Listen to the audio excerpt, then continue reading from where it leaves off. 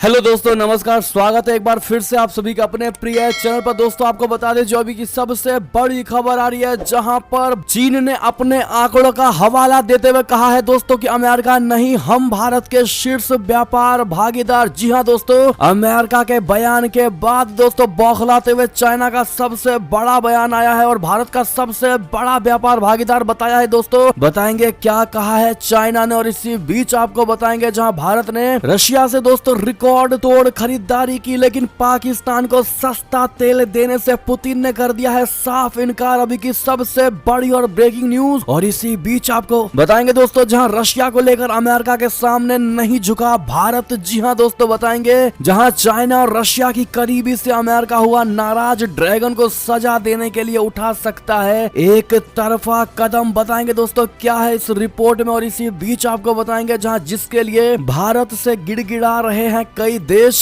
खराब बताकर तुर्की ने लौटाया भारत को। बताएंगे दोस्तों आखिर भारत ने तुर्की को अपना ही नियम तोड़ करके दोस्तों वो चीज भेजी थी, लेकिन तुर्की ने दोस्तों भारत की अपमान करने की कोशिश की है। बताएंगे बड़ी खबर दोस्तों। और इसी बीच बताएंगे जहां जम्मू कश्मीर में टारगेट किलिंग को लेकर गृह मंत्री अमित शाह जी अब उठाने जा रहे हैं अब तक का सबसे बड़ा कदम दोस्तों। और साथ ही आपको बताएंगे जहां पर अगर आपके भी खाते में दोस्तों अब तक नहीं आई है पीएम किसान योजना की 11वीं किस्त और स्टेटस में नजर आ रहा है एफटीओ, तो हर तरह की जानकारी हम आपको भी बताएंगे, तो आराम से बने रहेगा वीडियो के अंत तक दोस्तों। और खबरों में आगे बढ़ने से पहले हमेशा की तरह मानते हैं कि मोदी जी हाँ तो हर चीज संभव है। भारतीय सेना तो अपना देश गर्व से जी रहा है और आपको भी भारतीय होने पर शान है दोस्तों। और मानते हैं भारत देश नंबर 1 देश और भारत की विदेश नीति सबसे बेस्ट है, सबसे टॉप की। तो इस वीडियो को भी कर दीजिए लाइक, चैनल को कर दीजिए सब्सक्राइब, बेल आइकन दबाइए, साथ ही कमेंट बॉक्स में लिख दीजिएगा जय हिंद। जी हाँ दोस्तों, तो चलते हैं पहली और सबसे बड़ी खबर की तरफ, जहां पर चीन ने अपने आंकड़ों का दिया हवाला, कहा अमेरिका नहीं, हम भारत के शीर्ष व्यापार भागीदार। जी हाँ दोस्तों, चीन ने मंगलवार को अपने आंकड़ों का हवाला देते हुए दावा किया है कि साल 2021-22 में वो अभी भी भारत का सबसे बड़ा व्यापार भागीदार है। उसने उन रिपोर्ट्स का उल्लेख करते हुए कहा है कि अमेरिका ने चाइना को शीर्ष स्थान से हटा दिया है। चीन ने नई दिल्ली और बीजिंग की ओर से ट्रेड वॉल्यूम की गणना के लिए विभिन्न तरीकों में असमानता को जिम्मेदार ठहराया है दोस्तों। विदेश मंत्रालय के प्रवक्ता झाओ लिजियान ने एक मीडिया ब्रीफिंग के दौरान कहा कि चीन के सक्षम अधिकारियों के आंकड़ों के अनुसार 2021 में भारत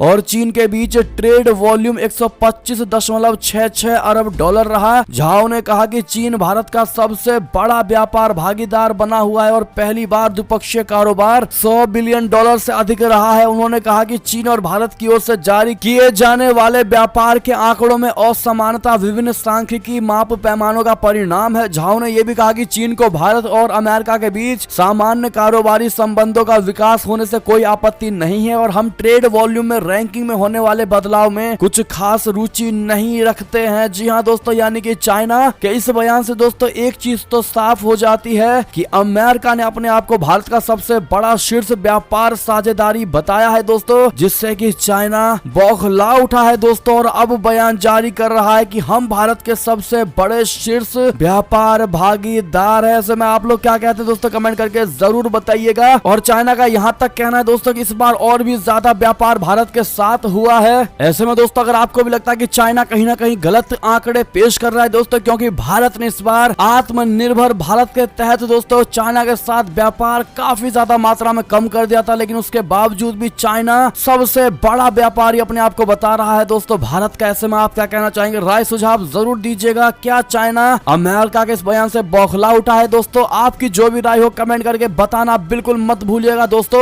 बढ़ते हैं अगली और बड़ी खबर की तरफ, जहां पर भारत ने रशिया से की है रिकॉर्ड खरीदारी। पाकिस्तान को सस्ता तेल देने से भी पुतिन ने कर दिया है साफ इनकार। बहुत बड़ी खबर दोस्तों, रशिया और यूक्रेन के बीच जंग चौथे महीने में पहुंच चुका और इस जंग की वजह से पश्चिमी देशों ने रशिया पर कई तरह की राजनीतिक और आर्थिक प्रतिबंध भी लगा दिए हैं, लेकिन दोस्तों भारत इसका खूब फायदा उठा रहा है, जो कि होना भी चाहिए। भारत का रशिया के साथ साथ तेल आयात लगातार बढ़ा रहा है दोस्तों। रिफिनिटिव आइकन के आंकड़ों के मुताबिक भारत ने रूस से अब तक 34 मिलियन कच्चा तेल हासिल किया है। जी हाँ दोस्तों, तो वहीं पाकिस्तान द्वारा रशिया से तेल की मांग किए जाने के बावजूद भारत के इस पड़ोसी देश को रूस तेल देने से कतरा रहा है। जी हाँ दोस्तों, गौरतलब है कि पाकिस्तान की पूर्ववर्ती इमरान खान सरकार ने रशिया को सस्ता तेल देने के लिए पत्र लिखा था, लेकिन कई दिन बीत जाने के बाद भी पुतिन सरकार ने इसकी मंजूरी नहीं दी है। और इस बीच पाकिस्तान के वित्त मंत्री मिफ्ताह इस्माइल ने कहा है कि अगर अमेरिकी प्रतिबंधों का खतरा नहीं रहता है तो उनका देश रूस से सस्ता तेल खरीद सकता है। उनके इस बयान पर उनके ही देश में हंसी उड़ रही है। जी हाँ दोस्तों, क्योंकि रूस से तेल लेने पर अमेरिका ने कोई प्रतिबंध नहीं लगाया है। जी हाँ दोस्तों, इमरान खान की करीबी और पूर्व मंत्री रह चुकी शिरीन मजारी ने भी पाकिस्तान के वित्त मंत्री की आलोचना की है। दोस्तों, उन्होंने कहा है कि वित्त मंत्री इस्माइल बेवकूफ है। मजारी ने कहा कि वो रूस से तेल खरीदने पर कोई प्रतिबंध नहीं लगा है, उन्हें भारत को देखना चाहिए। हकीकत तो यह है कि उन्हें सिर्फ अमेरिका का डर है, जो अलावा उन्हें रशिया से तेल खरीदने के लिए रोक रहा है। बहुत बड़ी खबर दोस्तों, आप समझ पा रहे होंगे कि आज भारत की स्थिति क्या है दोस्तों। और देश कांपते हैं रशिया से तेल खरीदने के, लेकिन भारत एकमात्र देश है जिसने रशिया की खिलाफी भी नहीं की है दोस्तों। और अमेरिका भी भारत को अपनाने की कोशिश कर रहा है। इसके पीछे दोस्तों आप सबसे बड़ा हाथ किसका मानते हैं, कमेंट में लिखकर जरूर बताइएगा। देखते क्या कहती है भारत की जनता। और दोस्तों प्लीज इस वीडियो को शेयर करना मत भूलिएगा व्हाट्सएप, फेसबुक, ट्विटर के जरिए, जहां आपकी इच्छा हो। अगली खबर की बात करें दोस्तों, जहां पर रशिया को लेकर अमेरिका के सामने भी नहीं झुका अपना भारत, तेल की खरीद में भारी उछाल। जी हाँ दोस्तों, यूक्रेन युद्ध के बीच पश्चिमी देश लगातार रशिया और उसके तेल के आयात पर प्रतिबंध लगा रहे हैं। इन सब के बीच भारत का पूरा जोर रूस से सस्ता तेल खरीदने पर है। भारत रूस से रिकॉर्ड स्तर पर तेल खरीद रहा है। जी हाँ दोस्तों, आपको बताना बेहद जरूरी थी ये बात। चलते हैं अगली खबर की तरफ, जहां चीन और रूस की करीबी से अमेरिका नाराज ड्रैगन को सजा देने के लिए उठा सकता है एक तरफा कदम। जी हाँ दोस्तों, तेल और गैस की खरीदारी के जरिए रशिया को चीन की ओर से मिल रहा समर्थन अमेरिका की नाराजगी और अमेरिकी कार्रवाई के खतरा को बढ़ा रहा है दोस्तों। लेकिन इस बात का कोई संकेत नहीं है कि चीन यूक्रेन पर रूसी हमले के कारण लगाए गए प्रतिबंधों से बचने में रूस की मदद कर रहा है। अंतरराष्ट्रीय पर्यवेक्षकों ने ये राय व्यक्त की है दोस्तों। 27 देशों वाले यूरोपीय संघ यानी ईयू के नेताओं ने इस साल के अंत तक रूसी तेल के अधिकांश आयात को प्रतिबंधित करने का निर्णय लिया है। यूरोपीय नेताओं ने सोमवार रात को रशिया से किए जाने वाले 90% तेल आयात को रोकने का फैसला लिया है दोस्तों। इस फैसले को अगले 6 महीनों में लागू कर दिया जाएगा। ऐसे में रशिया के लिए चीन की महत्ता और बढ़ गई है। चीन के राष्ट्रपति शी जिनपिंग की सरकार ने 24 फरवरी को यूक्रेन पर रशिया के हमले से पहले घोषणा की थी। उनकी और रशिया की मित्रता की कोई सीमा नहीं है। अमेरिका, यूरोप और जापान ने संयुक्त राष्ट्र के पास जाए बिना रूस को बाजार और वैश्विक बैंक की प्रणाली से अलग थलग कर दिया है। चीन ने इन प्रतिबंधों को गैर कानूनी भी बताया है। जी हाँ दोस्तों, अब ऐसे में ये कयास लगाए जा रहे हैं दोस्तों कि ड्रैगन को सजा देने के लिए एक तरफा कदम उठा सकता है अमेरिका। जी हाँ दोस्तों, अगली खबर की बात करें, जहां पर जिसके लिए भारत से गिड़गिड़ा रहे कई देश खराब बताकर उसको तुर्की ने लौटाया। जी हाँ दोस्तों, विरोध में अंधे हुए तुर्की ने लौटा दिया भारत का गेहूं। भारत ने अपना ही नियम तोड़कर भेजा था तुर्की को ये गेहूं। साथ में दोस्तों वापस लौटाने के पीछे कारण बताया है कि इसमें वायरस है। जी हाँ दोस्तों, रूस और यूक्रेन युद्ध की वजह से उपजे गेहूं संकट के बीच तुर्की ने भारत से आए गेहूं की खेप लौटा दी है। तुर्की ने कहा है कि भारत के गेहूं में रूबेला वायरस पाया गया है। तुर्की ने गेहूं में फाइटोसैनिटरी की समस्या का हवाला दिया है। इसके बाद 29 मई को तुर्की ने भारत से आई गेहूं की खेप लौटा दी है दोस्तों। S&P ग्लोबल कमोडिटी इनसाइट्स की रिपोर्ट के मुताबिक तुर्की का जहाज 56,877 टन गेहूं से लदा पड़ा था। अब इस जहाज को वापस तुर्की से गुजरात के कांदला बंदरगाह लौटा दिया गया है। इस्तांबुल के एक ट्रेडर ने बताया है कि भारत के गेहूं में रूबेला वायरस मिला है और इस वजह से तुर्की के कृषि मंत्रालय ने इस खेप को लेने से इनकार कर दिया है। जी हाँ दोस्तों, आपको बता दें दोस्तों कि तुर्की ने यह फैसला ऐसे समय में लिया है जब गेहूं संकट बना हुआ है और अंतर्राष्ट्रीय स्तर पर गेहूं खरीदने के विकल्प खोजे जा रहे हैं। रिपोर्ट्स के मुताबिक मोदी सरकार के गेहूं निर्यात पर बैन के फैसले के बाद करीब 12 देशों ने भारत से मदद मांगी है दोस्तों। भारत ने गेहूं निर्यात बैन के बाद भी मिस्र को 60,000 टन गेहूं भेजा था, लेकिन इसके बाद भी दोस्तों ये मदद तुर्की को रास नहीं आई और उसने इसमें वायरस का हवाला देते हुए दोस्तों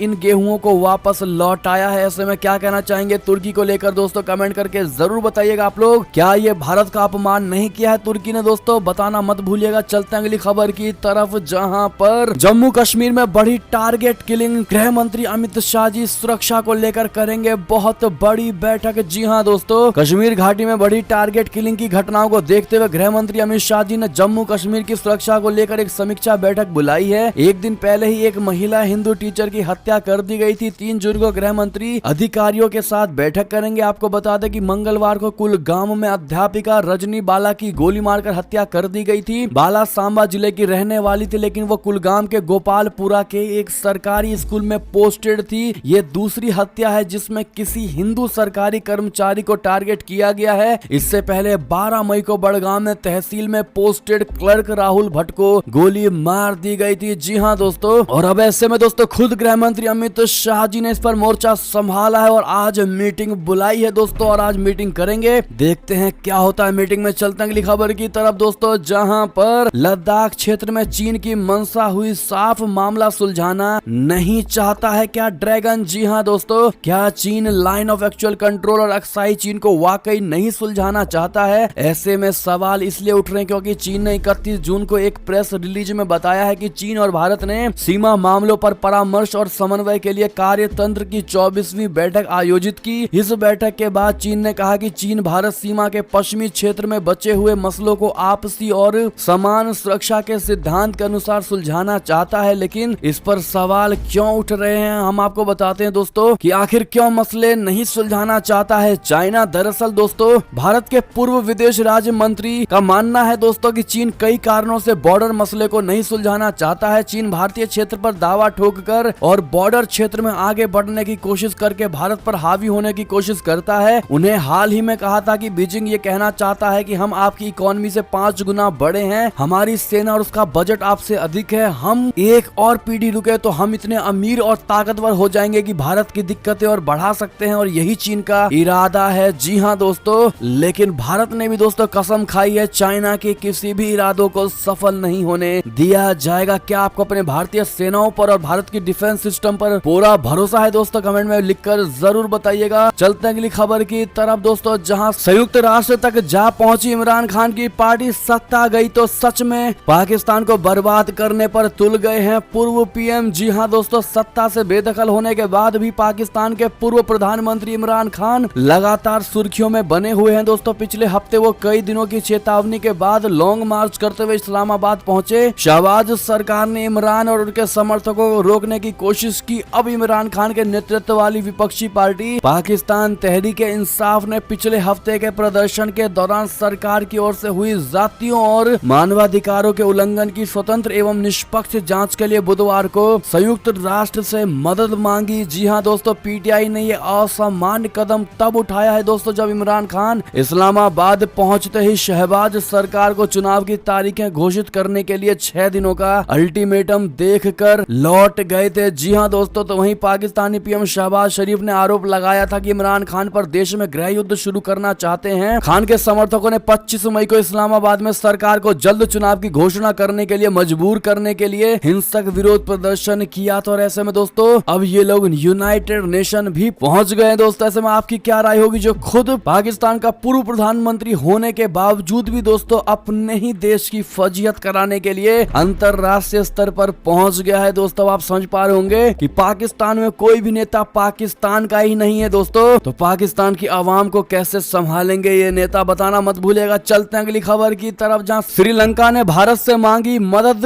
आर्थिक संकट से गुजर रहा है ये देश। जी हां, श्रीलंका के कृषि मंत्री महिंदा अमरवीरा ने बुधवार को भारतीय उच्चायुक्त गोपाल बागले से मुलाकात की और खाद्य सुरक्षा तथा पर्यावरण संरक्षण के लिए भारत से मदद मांगी है। दोस्तों आपको बता दें श्रीलंका इस समय सबसे ज्यादा आर्थिक संकट से जूझ रहा है। दोस्तों पिछले महीने भारत ने श्रीलंका को धान की खेती में किसी प्रकार की समस्या से बचने के लिए तत्काल 65,000 टन यूरिया की आपूर्ति का आश्वासन दिया था। उच्चायोग ने एक बयान में कहा कि अमरवीरा ने भारतीय उच्चायुक्त बागले से मुलाकात की। जी हाँ दोस्तों, और ऐसे में फिर एक बार भारत से दोस्तों मदद मांगा है श्रीलंका ने। क्या इस बार फिर मदद करनी चाहिए? कमेंट में लिखकर जरूर बताइएगा आप लोग। और प्लीज दोस्तों जिन्होंने अभी तक वीडियो को लाइक ही नहीं किया है, प्लीज एक लाइक कर दीजिएगा। चलते हैं अगली खबर की तरफ, जहां आतंकियों ने फिर आम आदमी को बनाया निशाना। शोपियां में व्यक्ति पर की गोलीबारी, हालत गंभीर। जी हाँ दोस्तों, जम्मू कश्मीर में आतंकी आम लोगों पर हमले करने से पीछे नहीं हट रहे हैं। दोस्तों बुधवार को भी आतंकियों ने शोपियां जिले में एक व्यक्ति पर गोलीबारी की है। इसमें एक व्यक्ति गंभीर रूप से घायल हुआ है। दोस्तों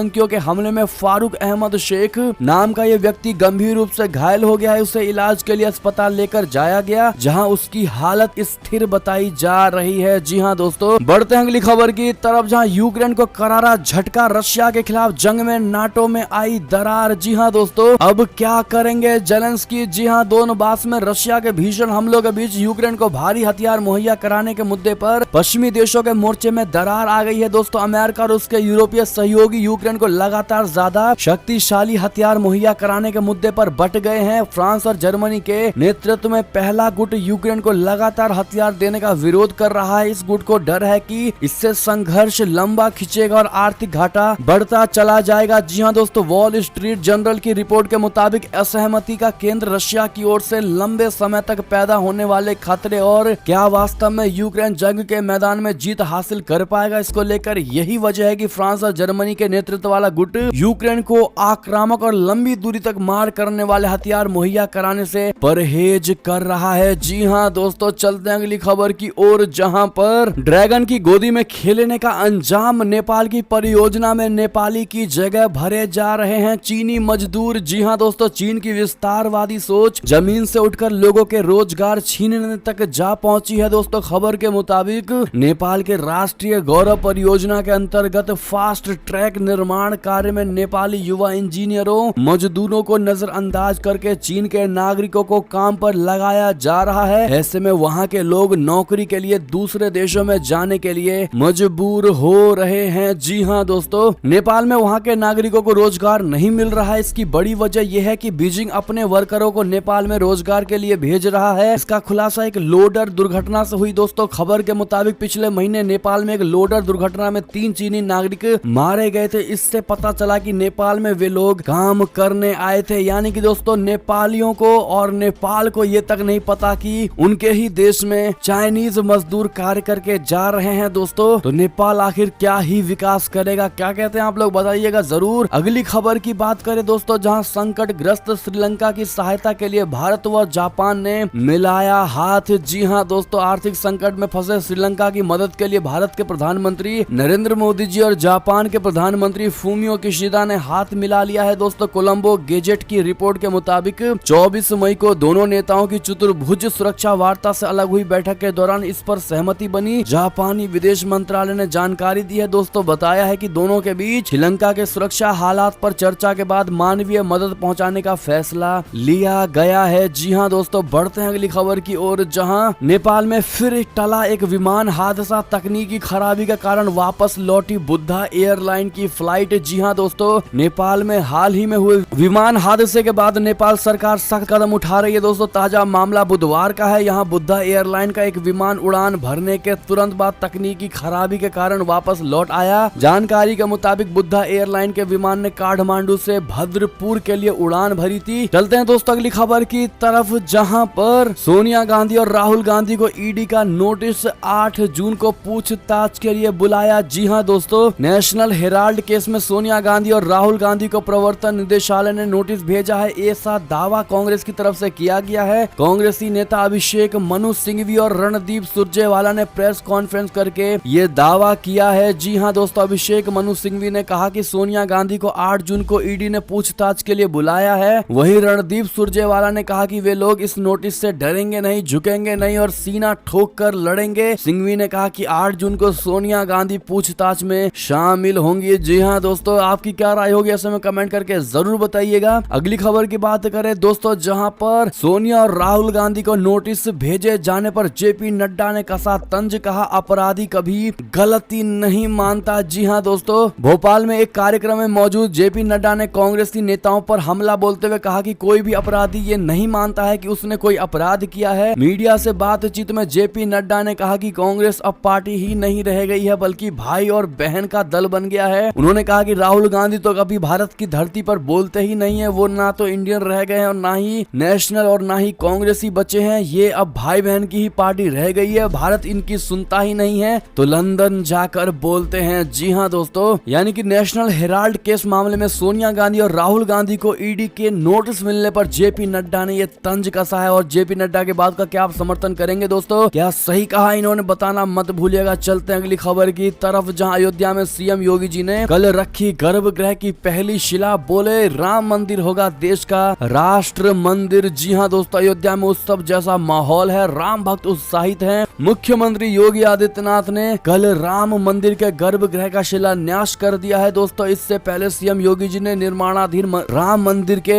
गर्भगृह का शिला पूजन किया था। मंत्रोच्चारण के बाद आधारशिला रखी गई। जी हाँ दोस्तों, कल मुख्यमंत्री योगी आदित्यनाथ जी ने राम जन्मभूमि के परिसर में प्रवेश किया और सबसे पहले रामलला की आरती उतारी। इसके बाद सीएम योगी जी ने निर्माणाधीन गर्भगृह स्थल पर वैदिक आचार्यों द्वारा किए जा रहे अनुष्ठान में शामिल हुए। सीएम योगी जी ने श्री राम जी लला के भव्य घर के निर्माण में लगने वाली पहली नक्काशीदार शिला को विधिवत वैदिक मंत्रोच्चारण के बाद स्थापित किया। ऐसे में दोस्तों, अगर आप सब लोग रामलला की गर्भगृह की पहली शिला रखे जाने पर काफी ज्यादा खुशी मना रहे हैं दोस्तों, तो कमेंट सेक्शन में जय श्री राम, जय हनुमान लिखना मत भूलिएगा। चलते हैं अगली खबर की तरफ दोस्तों, जहां पर आम आदमी पार्टी के पार्षदों का नाम सुन भड़क गई भाजपा सांसद किरण खेर, कहा ऐसा जंगली पना नहीं देखा। जी हां दोस्तों, चंडीगढ़ से सांसद किरण खेर ने आम आदमी पार्टी के पार्षदों पर जमकर निशाना साधा। उन्होंने आम आदमी पार्टी के पार्षदों को डंगर यानी जानवर बता दिया और कहा कि इस तरह का जंगली पना कभी नहीं देखा है। खैर, मोदी सरकार के 8 साल पूरे होने पर एक प्रेस कॉन्फ्रेंस को संबोधित कर रही थी दोस्तों। उनसे जब पूछा गया कि आम आदमी पार्टी के पार्षदों को कहना है कि उनको काम नहीं करने दिया जाता, तो सदन की बात करने लगी। चलते हैं दोस्तों अगली खबर की तरफ, जहां सिद्धू मूसेवाला मर्डर केस में एसआईटी का पुनर्गठन, गैंगवार और पाकिस्तानी कनेक्शन के बीच सबसे बड़ा कदम। जी हां दोस्तों, पंजाबी गायक सिद्धू मूसेवाला हत्याकांड की जांच में तेजी लाने के लिए पंजाब डीजीपी वीके भावरा ने नई एसआईटी का पुनर्गठन किया है। पंजाब में अंतर्राज्यीय गिरोहों की सक्रियता और पाकिस्तान से हथियारों की तस्करी की संभावना को देखते हुए ये कदम उठाया गया है। जी हां दोस्तों, अगली खबर की बात करें, जहां लोकसभा उपचुनाव को लेकर बड़ी खबर, आसान नहीं होगी समाजवादी पार्टी के लिए आजमगढ़ की लड़ाई, बसपा ने खेला मुस्लिम कार्ड। जी हां दोस्तों, बसपा सुप्रीमो मायावती ने लोकसभा की 2 सीटों के लिए होने वाले उपचुनाव में मुस्लिम कार्ड का बड़ा दांव खेला है दोस्तों। पहला, मुस्लिमों की सहानुभूति बटोरने के लिए रामपुर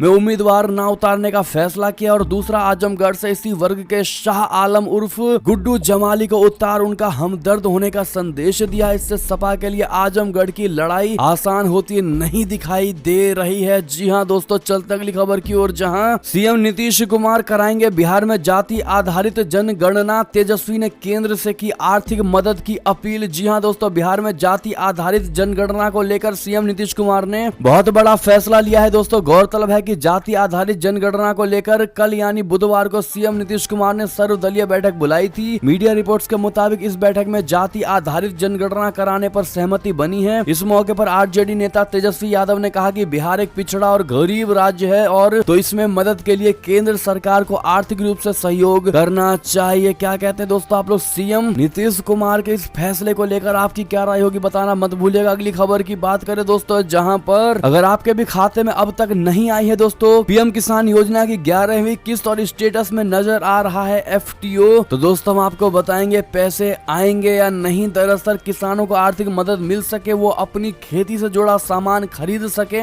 आदि जरूरतों को पूरा करने के लिए इस योजना के तहत सालाना 6,000 रुपए किसानों को दिए जाते हैं। तो वहीं इस पैसे को 2-2 हजार रुपए की 3 किस्तों में भेजा जाता है। देश के जरूरतमंद किसानों को बीते मंगलवार को एक बड़ी सौगात उस वक्त मिली जब पीएम नरेंद्र मोदी जी ने प्रधानमंत्री किसान सम्मान निधि योजना की 11वीं किस्त जारी कर दी थी। लेकिन अगर आपके पास दोस्तों अब तक 11वीं किस्त के पैसे नहीं आए हैं तो आपको घबराने की जरूरत नहीं है दोस्तों। अगर आपको स्टेटस में एफटीओ लिखा हुआ नजर आ रहा है तो ये लगभग तय है कि आपके पास पैसे आएंगे। एफटीओ का मतलब फंड ट्रांसफर ऑर्डर होता है। इसका मतलब है कि आपके खाते में पैसे 1-2 दिन में आ जाएंगे। जी हाँ दोस्तों, हालांकि आपको एक बात का ध्यान देना होगा, अपनी केवाईसी जरूर करवा लेनी होगी। जी हाँ दोस्तों, बाकी कोई भी दिक्कत हो अगर आपको तो आपको हमने toll free number, helpline number, landline number सारी स्क्रीन पर दे दिए दोस्तों, आप देख पा रहे होंगे, कॉल करके आप पूछ सकते हैं। जी हाँ दोस्तों, साथ ही अंतिम खबर की बात करें, जहां 1 जुलाई से बढ़ेगी सरकारी कर्मचारियों की सैलरी, हो गया कंफर्म, इतना होगा वेतन में इजाफा। जी हाँ दोस्तों,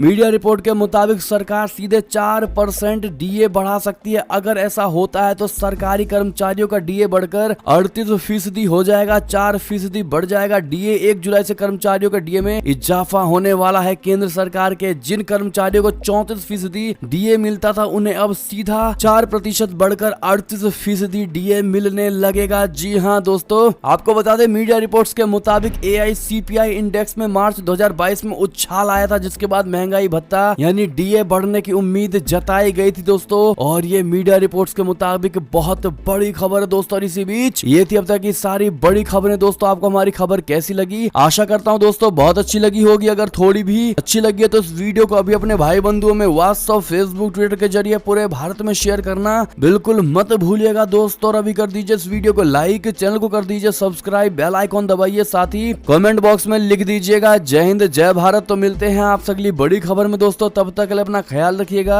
आप सभी का बहुत बहुत धन्यवाद दोस्तों साथ देने के लिए, साथ बने रहने के लिए। और खबरों का सिलसिला लगातार हमारे चैनल पर जारी है, तो अपडेट रहना बिल्कुल मत भूलिएगा। अगली बड़ी खबर का इंतजार करिएगा। हम मिलते हैं आपसे अगली बड़ी खबर में, तब तक के लिए आप सभी का बहुत बहुत धन्यवाद। जय हिंद जय भारत, जय श्री राम, वंदे मातरम, हर हर महादेव।